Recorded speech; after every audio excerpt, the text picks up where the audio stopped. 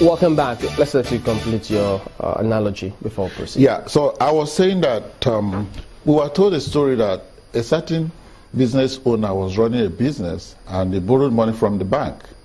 And the business was doing badly. Went back to the bank again and borrowed money.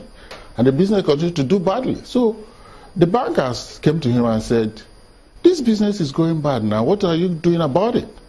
And the man looked at them and says, it could have been worse. And they said, what do you mean it could have been worse? He said, it could have been my money. So that's where we will get to with the international lenders someday. We will tell them, well, it could have been worse, could have been our money, because there is no way we're going to get out of this debt trap that we're trying to put ourselves into. Between 1976 and 1979, Nigeria borrowed $2.8 billion. In 26 years, that loan ballooned to $36 billion.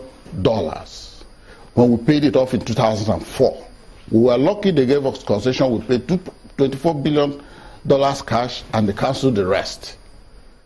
If we hadn't paid that money, it would have been like about 50 billion today, and we would necessarily have had to pay it.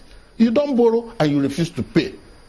A sovereign debt is a sovereign debt. It's even different from companies and individuals borrowing money from banks and declaring bankrupt and say, sorry, we can't pay again. No, this is sovereign debt. It's going to hang on you and I and every one of us. And it will come from our taxes, from our, foreign exports and all the money we earn. So, I'm begging the National Assembly, this should not be a bow and go affair.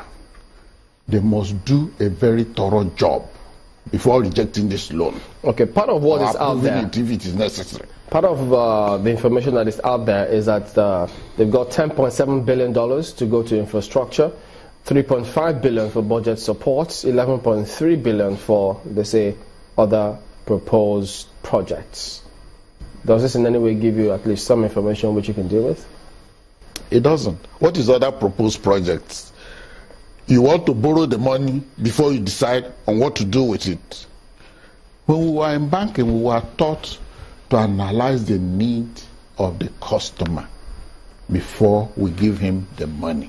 If you give a customer money when you have not ascertained the need, when he gets the money, he will start looking for the need. And the need he will be looking for are probably those ones that has not properly thought through. And he will just put the money there, your money is gone. What do you mean by other projects? How can you be giving something to the National Assembly and say other projects? What are these other projects? The National Assembly should actually be. Which ministry should be doing this? It's the Federal Ministry of Finance that is making the request, but is making the request based on requests from other ministries. Infrastructure is not going to be developed by the Federal Ministry of Finance. Probably Federal Ministry of Works, Housing and Transport will have a master plan. We want to see this master plan. We want to see a detailed breakdown of what you plan to do, how you plan to invest this money, what will be the multiplier effect and impact of each of the projects. Right. You don't tell us that you want to borrow 10-point-something billion on other special project that is not clear. Let's get Markway in on this. Okay. Markway.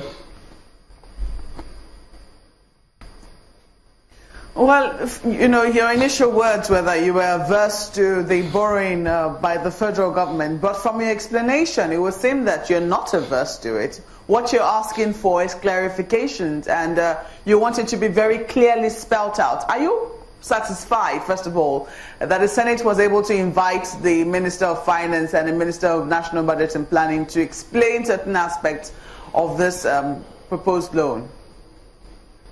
Okay, let me answer the question about aversion. I'm still averse to this loan.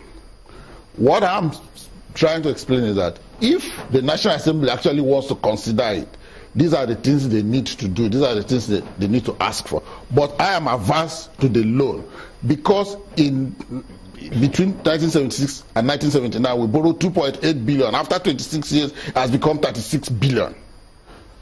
This one that we will borrow, 30 billion, will add to the 11 billion we have and give us 41 billion external debt. And I am not convinced that it's going to generate sufficient economic activity that will put us in a position to pay that loan adequately and still be able to feed tomorrow.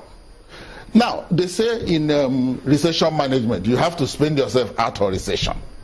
That happens when the money you are spending is going to circulate within you. You are borrowing 11 billion for infrastructure. Who is going to do the infrastructure? So the loan will just come from the foreign lender, and then you just hand it out to the foreign infrastructure builder. What impact has it added to us? And how are we sure that when they finish building the infrastructure, that it will be put to good use, that it will generate economic activity? I see a lot of infrastructure all over the place that are dilapidated, that are not being maintained, and you want us to borrow and put on infrastructure again? But is that to say that we shouldn't then develop the infrastructure and then do proper maintenance? It's just let's even maintain the ones we have right now. Chamberlain, if you walk around this nation, you will see a lot of beautiful, developed and built infrastructure that are dilapidating. When they built the Eco Bridge and Third Mainland Bridge, you saw all those aluminum railings they put on it. Are they there today? The ones they have in London and America, they are still there after 40, 50 years.